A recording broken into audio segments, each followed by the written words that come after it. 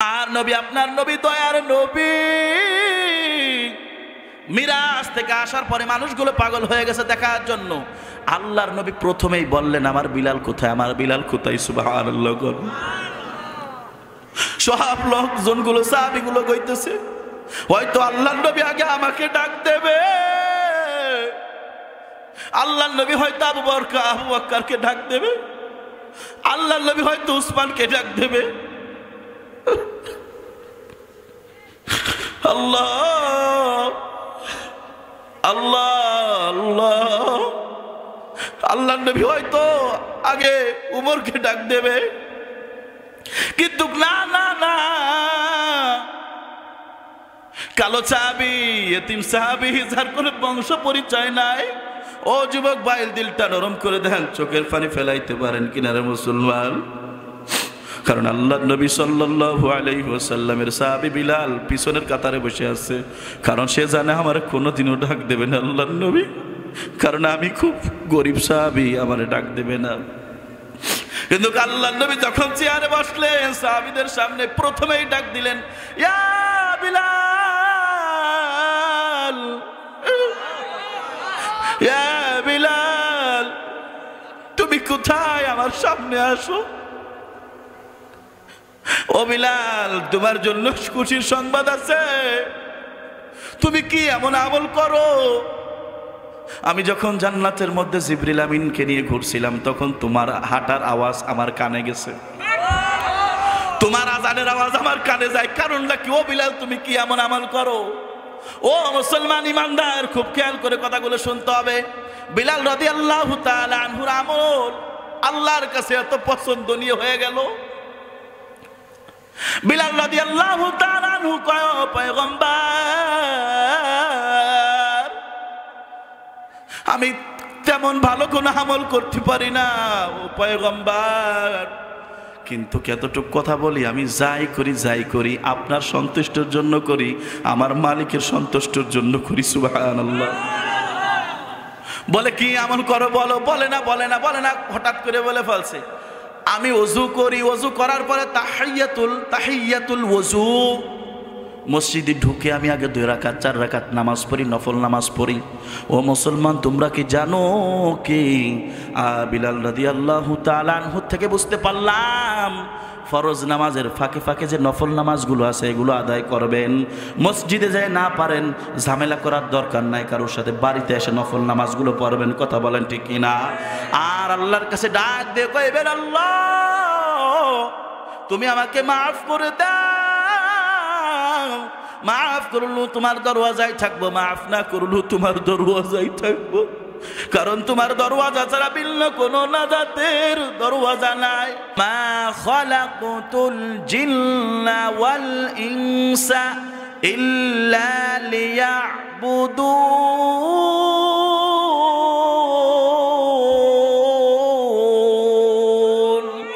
এই কালামে জিন্দা কুরআনে হাকিম, হিকমতে উলায়া জালাসতু কদিম, জামিউল ইলমি ফিল কুরআনে হাকিম, তাকাসরাত আনহু আফহামুর রিজালি, বাখা কুরআন কালামুল্লাহ বাশানু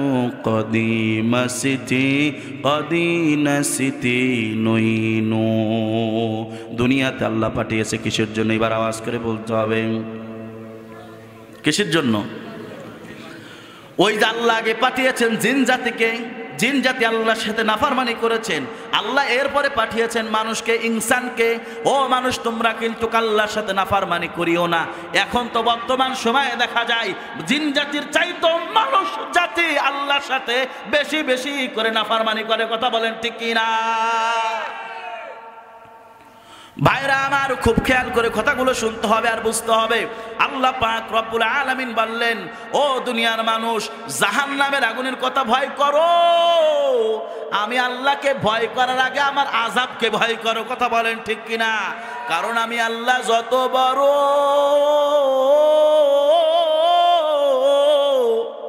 আমি আল্লাহর মায়া দয়া তত করো। সুবহানাল্লাহ কওয়া যাবে না মুসলমান, সুবহানাল্লাহ কওয়া যাবে না। এবার খুব খেয়াল করে শুনতে হবে, আল্লাহ পাক রব্বুল আলামিন এই জিন জাতিকে আর এই ইনসানকে পাঠিয়েছে একমাত্র ইবাদত করার জন্য, কিন্তু এই জিন জাতি আর ইনসানটি ইবাদত করে না, যত ফাহিশা কাজ আছে সব কাজগুলো করে। কথা বলেন ঠিক কি না? কারণ এই দুনিয়ার মানুষ, দুনিয়াতে একদিন ছিলে না, এখন আসো আবার থাকবা না, কিন্তু দুনিয়াতে আসার সময় কিছুই নিয়ে আসো নাই, আবার যাওয়ার সময় এই যে এত সম্পদ, এত টাকা, এত গাড়ি, এত বাড়ি, এত আর্থিক, এত সুন্দরী বউ, এগুলো তোমার সাথে কিছুই যাবে না রে মুসলমান। কারণ কাফনের কাপড়ের মধ্যে কোনো পকেট নাই। কি নাই মুসলমান? কাফনের কাপড়ের মধ্যে কোনো পকেট নাই। কিন্তু তুমি কি চিন্তা করতেছো, কি ভাবতেছো? কারণ এইভাবে এই যে দুনিয়াতে থাকার পরে, দুনিয়ার মায়া লাগার পরে তুমি এভাবে যদি মারা যাও, ওই জাহান্নামের আগুন সইতে পারবা না। জাহান্নামের আযাব বড় ভয়ঙ্কর। আল্লাহর নবী সাল্লাল্লাহু আলাইহি ওয়াসাল্লাম যখন এই জাহান্নামের বয়ান করতো, সাহাবায়ে কিরামগুলো গলা কাটা মুরগির মতো ছটফট ছটফট করতো। জান্নাতের টিকিট পাওয়া সাহাবীরাও আল্লাহর দরবারে কান্না করতো আর কইতো, মালিক তুমি আমাকে মাফ করে দাও, মাফ করে দাও, মাফ করে দাও। আল্লাহ ওই জাহান্নামের আগুন সইতে পারবো না। ও দুনিয়ার মানুষ, নবীরা মাসুম, নবীদের গুনাহ নাই, গুনাহ নাই, গুনাহ নাই। এরপরও কান্না কান্না কান্না। আমার আপনার নবী আখিরি জামানার পয়গম্বর মুহাম্মদুর রাসূলুল্লাহ সাল্লাল্লাহু আলাইহি ওয়াসাল্লাম এই 63 বছরের জীবনে এই নবুয়ত পাওয়ার পরে বারবার বারবার বারবার ইস্তেগফার পড়তো। কি পড়তেন? ইস্তেগফার পড়তেন। যে নবীর কোনো গুনাহ নাই, ওই নবী বারবার ইস্তেগফার পড়ে, আল্লাহ তুমি আমাকে মাফ করো, আমার উম্মতকেও মাফ করে দাও, আল্লাহ আমার উম্মতকেও মাফ করে দাও। ও মুসলমান ইমানদার, দুনিয়াতে আসতে চাও না, আবার দুনিয়া থেকে যাইতে চাও না। এবার গুনাহ নিয়ে যদি কবরে যাও, দুই প্রাসের মাটির চাপ সহ্য করতে পারবা না। কি নিয়ে যদি কবরে যাই? গুনাহ নিয়ে যদি কবরে যাও, দুই প্রাসের মাটির চাপ সহ্য করতে পারবা না। আল্লাহর নবী সাল্লাল্লাহু আলাইহি ওয়াসাল্লাম বলেন, ও গুনাহগারেরা, শুকর মরে, গরু মরে, ছাগল মরে, পশু মরে, তোমরা পশুর মতো মরিও না। ও মুসলমান, খাঁটি মুসলমান হও, ইমানদার হও, দুনিয়াতে ভালো কাজগুলো রেখে আসো আর নেক আমল নিয়ে কবরে আসো। আল্লাহ পাক রব্বুল আলামিন তোমাকে কুদরতিভাবে জান্নাতে দিয়ে দেবে। ভাইরা আমার, জান্নাতে যাওয়ার আশা আছে কার কার? দুটো হাত দেখায়া দেন। আয় আল্লাহ, সকলের হাত আপনি কবুল করে নেন। আল্লাহ, সকলের হাত আপনি কবুল করিয়া নিন আল্লাহ। কারণ ও দুনিয়ার মানুষ, কান্নার মতো কান্না করতে হবে। কারণ এখন তো আমরা কান্নাকাটি করি না, কারণ চোখেও তো পানি নাই। কারণ ভাইরা আমার, জাহান্নামের আসামি হয়ে কি মারা যাইতে চান, নাকি জান্নাতের ঘিরান নিয়ে, জান্নাতের সার্টিফিকেট নিয়ে মারা যাইতে চান? এবার বলেন। জান্নাতের সার্টিফিকেট নিয়ে যদি মারা যাইতে চান, এবার জিকির করে একটু আগায় আগায় বসেন। এবার কিন্তু সেই জান্নাতের বয়ানের মধ্যে ঢুকবো, কারা জান্নাতে যাবে আর কারা জাহান্নামে যাবে। আল্লাহ পাক রব্বুল আলামিন বলেন, বান্দা মায়ের গর্ভে থেকে আসতে চায় না, আবার দুনিয়াতে আসার পরে কবরে যাইতে চায় না। কথা বলেন ঠিক কিনা? মরতে চায় না কেউ, আমি হই আর আপনি হন, কেউই মরতে চায় না। কয় না যে আমি মরম, কয় আরো বেঁচে থাকবো, আরো বেঁচে থাকবো। এই দুনিয়াটা এমন একটা জায়গা, দুনিয়াতে আসতে চায় না, দুনিয়া থেকে আবার। ও মুসলমান, দুনিয়াতে আসতে চাও না, আবার যাইতে চাও না, যদি নেক আমল নিয়ে কবরে যাও, ওখানে যাওয়ার পরে তুমি কিন্তু আর দুনিয়াতে আসতে চাইবা না। কারণ দুনিয়ার শেষ আছে, মায়ের গর্ভও শেষ আছে, দুনিয়াও শেষ আছে। ওই আখিরাতের ময়দান শুরু হবে তো শেষ হবে না। তাহলে এই দুনিয়ার মায়ায় পড়তে হবে নাকি ওই জান্নাতের মায়া করতে হবে? জান্নাত আমার আপন, জান্নাত জান্নাত চির সুখের ঘর, জান্নাত চির সুখের ঘর যদি জানতে ওগো তুমি, মায়া ঘেরা রঙিন পৃথিবী নয়তো সুখের খনি, মায়া ঘেরা রঙিন পৃথিবী নয়তো সুখের খনি। জান্নাতে পাবে তুমি মহান প্রভুর আল্লাহর দিদার, জান্নাতে পাবে তুমি মহান প্রভুর আল্লাহর দিদার, জান্নাতে আরো পাবে তুমি নাজ নিয়ামত ওয়াফার। সুবহানাল্লাহ কবেন না? সুবহানাল্লাহ কইলে কি মনে ক্ষতি আসেনি? কি সব টপ হয় না? তাহলে একবার বলা যায় না সুবহানাল্লাহ?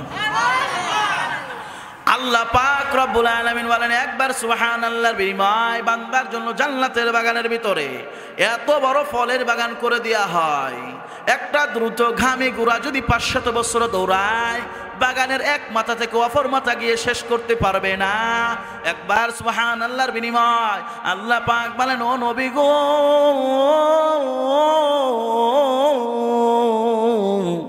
একবার সুবহানাল্লাহর বিনিময় বান্দার আমলনামায় 100 নেকি লিখে দেয়া হয়। একবার সুবহানাল্লাহর বিনিময় বান্দার জিন্দেগীর 100 গুনাহ মাফ করে দেয়া হয়। আতিনা ফি দারে দুনিয়া না হাসান, আতিনা ফি দারে উকবা না হাসান। ভাইরা আমার, তাহলে আপনারা জান্নাতে যাইতে চান তো? জান্নাতে যাইতে চান আপনারা?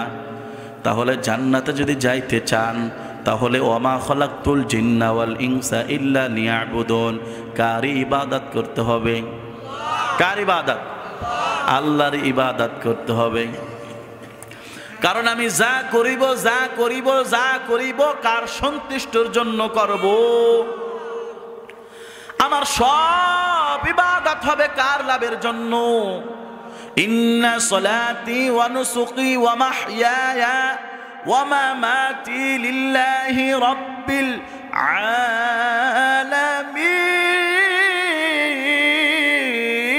আলামিন।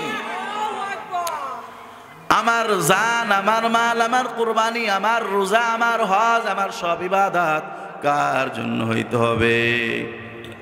কার জন্য হইতে হবে? একটু আওয়াজ করে বলতে হবে কার জন্য হইতে হবে? তাহলে আল্লাহর জন্য যদি আমার ইবাদত আপনার ইবাদত হয়, তাহলে দুনিয়ার মানুষ ফজর যখন আজান হয় আসসালাতু খায়রুম মিনান নাওম, ঘুমের সে নামাজ ভালো, আর তুমি ঘুমায়ো না, ঠিক মতে পড়িলে নামাজ ঠিকানা। সুবহানাল্লাহ কবেন না? যখন ফজরের আজান হয় অধিকাংশ মানুষ আরো আইটে ঘুমায়। শীতের মধ্যে উঠতে মন চায় না, শীতের মধ্যে উঠতে মন চায় না। ওরে মুসলমান ইমানদার, তোমার কেন ঘুম থেকে উঠতে মন চায় না? কারণটা কি? কারণটা কি? কারণ তোমার দিলটা গুনাহে পাথর হয়ে আছে। কথা বলেন ঠিক কি না? তোমার দিলটা যদি বিলালের মতো হইতো, এই বিলাল ওমা খলাকতুল জিন্না ওয়াল ইনসা ইল্লা লিয়াবুদুন, এই বিলাল আল্লাহর সন্তুষ্টির জন্য, আল্লাহর জান্নাত পাওয়ার জন্য তো কষ্ট করেছেন। বিলাল রাদিয়াল্লাহু তাআলা আনহু আফ্রিকার জঙ্গল থেকে এসে নবীর মায়াবী চেহারা দেখে কালেমা পড়ে মুসলমান হয়েছিল। সুবহানাল্লাহ কান। নবীর মায়াবী চেহারা দেখে কালেমা পড়ে মুসলমান হয়ে গিয়েছে বিলাল রাদিয়াল্লাহু তাআলা আনহু। তার কোনো বংশ পরিচয় নাই। তার কি নাই বলেন তো?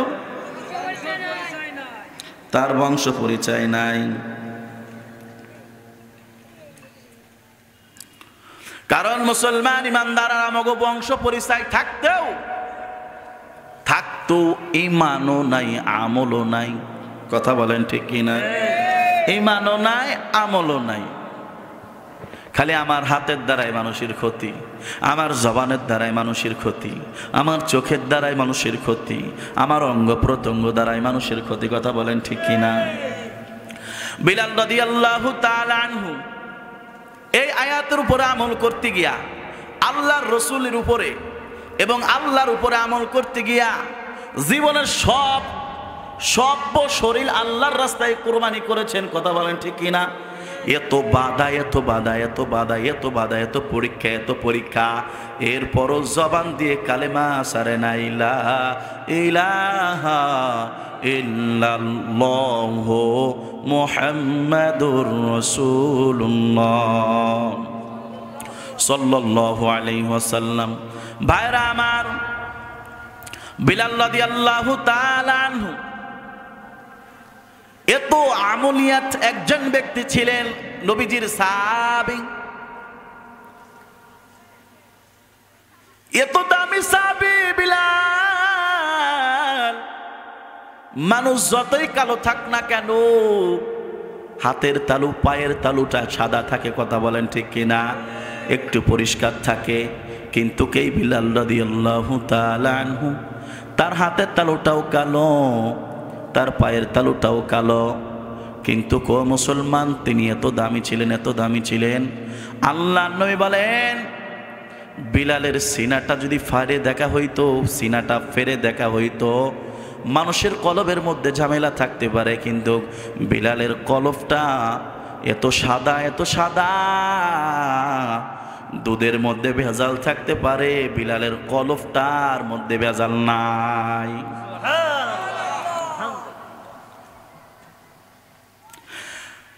বিলালের কলবের মধ্যে কোনো সমস্যা নাই, কোনো ভেজাল নাই, এরকম গ্যারান্টি কেউ দিতে পারবে? কে বলছেন? কে বলছেন? কে বলছেন?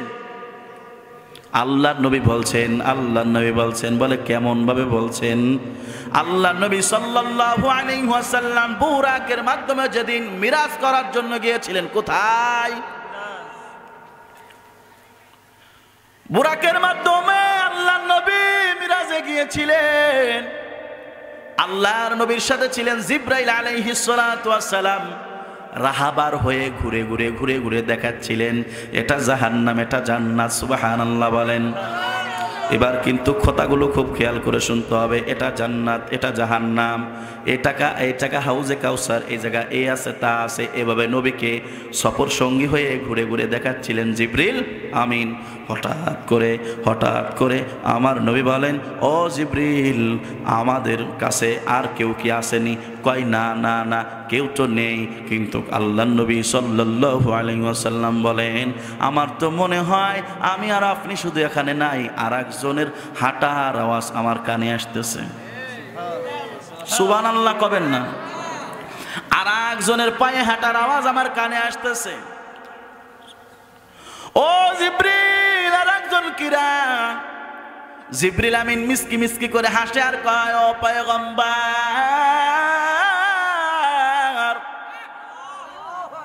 আপনি হয়তো মনে করছেন এই জান্নাতের মধ্যে আমি আর আপনি হাঁটা চলা করতেছি। না না, এই জান্নাতের মধ্যে আর একজন আমাদের সাথে আছে, হযরতে বিলাল।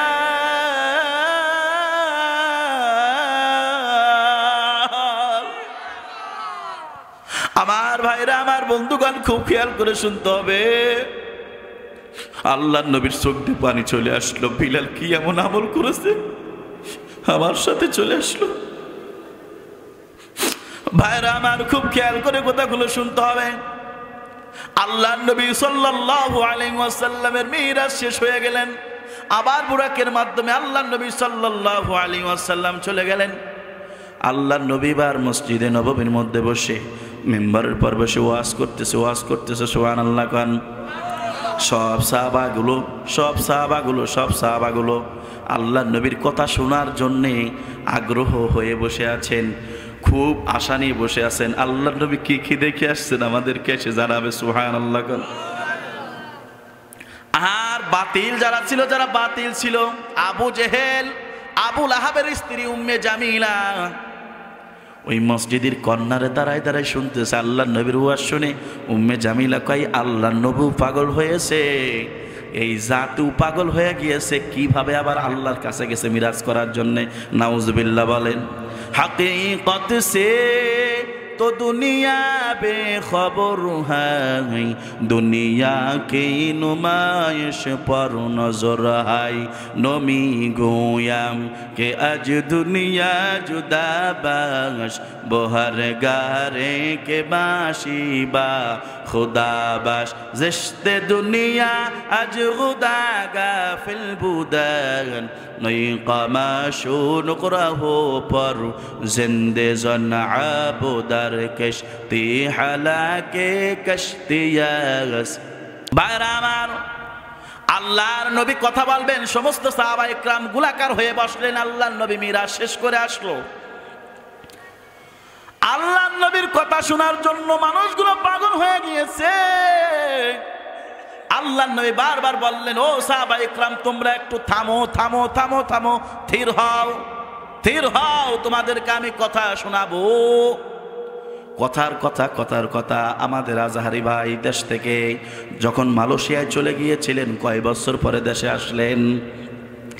আজহারি সাহেব 5 বছর পরে দেশে ফিরছেন, কথা বলেন ঠিক কিনা? ও দুনিয়ার মানুষ, এই সাধারণত বাংলাদেশের কোরআনের পাখি এই আজহারি সাহেব দেশ থেকে চলে গেলেন। স্বৈরাচার সরকার থাকতে যাই কিছু হয়েছে না হয়েছে, দেখলেন যে কোরআনের পাখির কথা শুনে এক সাইদি সাহেবরে আঁকটিয়েছি, আর এক সাইদি সাহেব তো বেরোয় গেছে, কথা বলেন ঠিক কিনা? এই কথা চিন্তা চেতনা করে তাকে দেশ থেকে তাড়িয়ে দিয়েছিলেন, কথা বলেন ঠিক কিনা? কিন্তু একটা কথা খুব খেয়াল করে শুনতে হবে, এ মুসলমান, এই আজহারি কিন্তু তোমার আমার সম্পদ না, এ দেশের জাতির সম্পদ, এই দেশের সম্পদ না, এটা কোরআনের সম্পদ, এই পৃথিবীর সম্পদ, কথা বলেন ঠিক কিনা? আজহারের ওয়াজ শুনে লক্ষ লক্ষ মানুষ কালেমা পড়ে মুসলমান হয়ে গিয়েছে, তোমার আমার জলে কেন, কথা বলেন ঠিক কিনা?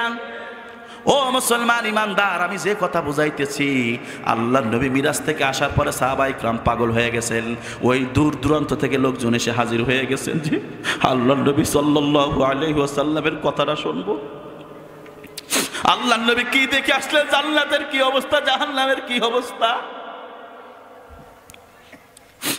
ও মুসলমান, এই কথাই বুঝাইতে চাচ্ছি। আজহারি সাহেব 5 বছর পরে দেশে আসার পরে যশোর মাহফিল করছে, সিলেট মাহফিল করছে, কয়েকটা মাহফিল করার পরে লক্ষ লক্ষ লক্ষ লক্ষ মানুষ পাগল হয়ে গেছে, কি গেছে না?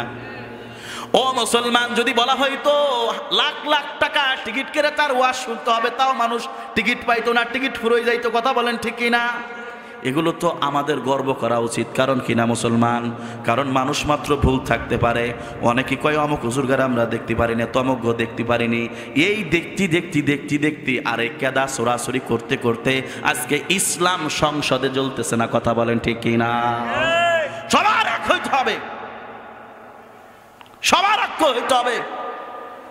আজকে হুজুরকে নিয়ে, পীর সাহেবদেরকে নিয়ে, আল্লাহর ওলিদেরকে নিয়ে এই সাধারণ মানুষ কটূক্তি করার সাহস, এই দুঃসাহস কোত্থেকে পায়, কথা বলেন ঠিক কিনা? আদার ব্যাপারী জাহাজের খবর নেয় কিসের জন্য? এই আমার আপনার জন্য, কাদা সারাসুরি করার জন্য, কাদা সরাসরি করার জন্য। ভাইরা আমার, লক্ষ লক্ষ মানুষ, ও মুসলমান, আমার আপনার কেন জ্বলে হিংসা অহংকার করিও না রে মুসলমান। কারণ অহংকার হলো আল্লাহর কুদরতের চাদর।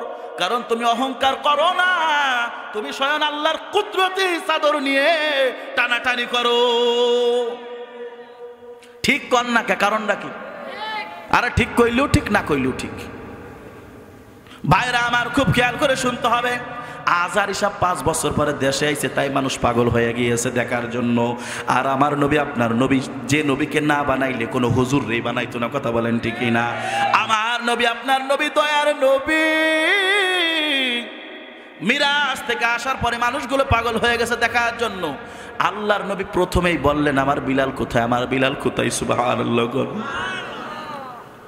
সব লোকজনগুলো, সাহাবীগুলো কইতেছে, হয়তো আল্লাহর নবী আগে আমাকে ডাক দেবে। আল্লাহ নবী হয়তো আবু বকরকে ডাক দেবে, আল্লাহ নবী হয়তো উসমানকে ডাক দেবে। আল্লাহ আল্লাহ আল্লাহ, আল্লাহ নবী হয়তো আগে উমরকে ডাক দেবে, কিন্তু না না না, কালো সাহাবী, এতিম সাহাবী, যার কোনো বংশ পরিচয় নাই, ও যুবক ভাই দিলটা নরম করে দেন, চোখের পানি ফেলাইতে পারেন কিনারে মুসলমান। কারণ আল্লাহ নবী সাল্লাল্লাহু আলাইহি ওয়াসাল্লামের সাহাবী বিলাল পিছনের কাতারে বসে আছে, কারণ সে জানে আমার কোনোদিনও ডাক দেবে না আল্লাহ নবী, কারণ আমি খুব গরিব সাহাবী, আমারে ডাক দেবে না।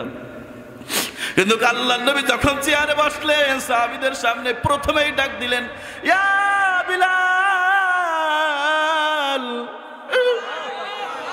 ইয়া বিলাল, তুমি কোথায়? আমার সামনে আসো। ও বিলাল, তোমার জন্য খুশির সংবাদ আছে। তুমি কি এমন আমল করো?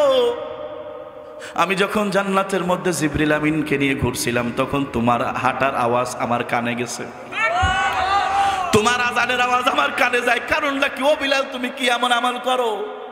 ও মুসলমান ইমানদার, খুব খেয়াল করে কথাগুলো শুনতে হবে। বিলাল রাদিয়াল্লাহু তাআলা আনহুর আমল আল্লাহর কাছে এত পছন্দনীয় হয়ে গেল। বিলাল রাদিয়াল্লাহু তাআলা আনহু কয়, ও পয়গম্বর, আমি তেমন ভালো কোনো আমল করতে পারি না ও পয়গম্বর, কিন্তু কতটুক কথা বলি, আমি যাই করি আপনার সন্তুষ্টির জন্য করি, আমার মালিকের সন্তুষ্টির জন্য করি। সুবহানাল্লাহ। বলে কি আমল করো বলো? বলে না। হঠাৎ করে বলে ফেলছে, আমি ওযু করি, ওযু করার পরে তাহিয়াতুল ওযু, মসজিদে ঢুকে আমি আগে 2 রাকাত 4 রাকাত নামাজ পড়ি, নফল নামাজ পড়ি। ও মুসলমান, তোমরা কি জানো কি? বিলাল রাদিয়াল্লাহু তাআলা আনহু থেকে বুঝতে পারলাম, ফরজ নামাজের ফাঁকে ফাঁকে যে নফল নামাজগুলো আছে এগুলো আদায় করবেন। মসজিদে যায় না পারেন, ঝামেলা করার দরকার নাই, কারোর সাথে বাড়িতে এসে নফল নামাজগুলো পড়বেন। কথা বলেন ঠিক কিনা? আর আল্লাহর কাছে ডাক দিয়ে কইবেন, আল্লাহ তুমি আমাকে মাফ করে দাও, মাফ করলু তোমার দরওয়াজায় থাকবো, মাফ না করলু তোমার দরওয়াজায় থাকবো, কারণ তোমার দরওয়াজা ছাড়া ভিন্ন কোনো নাজাতের দরওয়াজা নাই। ও পর্দার আড়ালের মা বোনেরা, কথাগুলো খুব খেয়াল করে শুনতে হবে। আমার মনে হয় এই গ্রামে কোনো মা বোনেরা নাই, প্যান্ডেল করছে নাকি মা বোনদের প্যান্ডেল করছে। ও মা বোনেরা, খুব খেয়াল করে কথাগুলো শুনতে হবে। তুমি তো ওলিদের মা, তুমি তো নবীদের মা, তোমার মতো ধন্য আর কে আছে রে মা? তোমার কপাল বুঝি ভালো, কারণ সেদিনকে ওয়াজ করতে গিয়েছিলাম এই জামালপুর ওয়াজ করার পরে এক মহিলা স্টেজের পাশ থেকে বলতেছে, পর্দার আড়াল থেকে কইতেছে, হুজুর দোয়া করবে না, 19 বছর বিয়ে হয়েছে, 19 বছর বিয়ে হয়েছে, আমার স্বামীটাও ভালো, আমিও ভালো, আমাদের মনে পড়ে না আমরা আমাদের বিয়ের পরে এক তো নামাজ কাজা গেছে। আল্লাহু আকবার। কিন্তু আল্লাহর কাছে এত চাওয়া চাই, ও পর্দার আড়ালের মা, আল্লাহর কাছে এত চাওয়া চাই, আল্লাহ আমাদের গর্ভে একটা সন্তান দেয় না, আমাদের গর্ভে একটা সন্তান দেয় না রে মা। একটা সন্তান যদি দিত, আলেম বানাইতাম, হাফেজ বানাইতাম, মুফতি বানাইতাম, কিন্তু তোমার 4-5টা সন্তান, একটা আলেম বানাইতে পারলে না, কপাল তোমার পুড়ে গেছে। ওই মা বাবার কপাল কত ধন্য, যে মা বাবার সন্তান কোরআনের আলেম হয়, কোরআনের হাফেজ হয়, হাজার হাজার মানুষের সামনে কোরআনের বয়ান করে। কথা বলেন ঠিক কিনা? ওই মা বাবার কপাল কত ধন্য, যে মা বাবার সন্তান নিজের বাবা মার জানাজার নামাজটা পর্যন্ত আদায় করে। কথা বলেন ঠিক কিনা? ওরে মুসলমান নবীর উম্মতের দল, ও পর্দার আড়ালের মা, তুমি তো খাদিজার মতো হইতে পারলে না, তুমি আয়েশার মতো হতে পারলে না, তুমি আয়েশার মতো হতে পারলে না, তুমি আম্মাজান খাদিজাতুল কুবরার মতো হইতে পারলে না, তুমি আসিয়ার মতো হইতে পারলে না, তুমি ফাতেমাতুজ জাহরার মতো হতে পারলে না। ও মা বোনেরা, আজকে এই মাহফিল থেকে তওবা করে যাও। একটা সন্তানকে কোরআনের আলেম বানাবো, কোরআনের হাফেজ বানাবো, কপাল বুঝি ধন্য হয়ে যাবে। ওরে দুনিয়ার মানুষ, এই হাফেজদের মা দুনিয়া তো শান্তি পাবে, কিয়ামতের মাঠেও নূরের তৈরি আল্লাহ টুপি পরায়া তাদেরকে জান্নাতে দেবে। ভাইরা আমার, বন্ধুরা আমার, এবার বিলাল রাদিয়াল্লাহু তাআলা আনহু কিসের নামাজ পড়েন? কিসের নামাজ পড়ে? কিসের নামাজ পড়ে? কিসের নামাজ পড়ে? তাহিয়াতুল ওযু, 4 রাকাত 2 রাকাত নফল নামাজ পড়ে। এই নামাজটা আল্লাহর কাছে খুব পছন্দনীয় হয়ে গিয়েছে, আর বিলাল দামি হয়ে গিয়েছে। ও দুনিয়ার মানুষ, বিলাল দেখতেও ভালো ছিল না, মোষ ছিল খুসা খুসা, মুখটা বুসা বুসা, ভালো দেখা যাইতো না। কিন্তু দুনিয়ার সব মানুষ তাকে খারাপ বলল, তার পোশাকটাও ভালো ছিল না, কিন্তু আল্লাহর কাছে তিনি এত পছন্দনীয় একজন ব্যক্তি হয়ে গিয়েছেন। আল্লাহ নিজে পর্যন্ত নবীর মাধ্যমে বলছেন, ও নবী, আপনার সাহাবী বিলালের মাথায় হাত রেখে বলে দেন, বিলাল জান্নাতি, বিলাল জান্নাতি।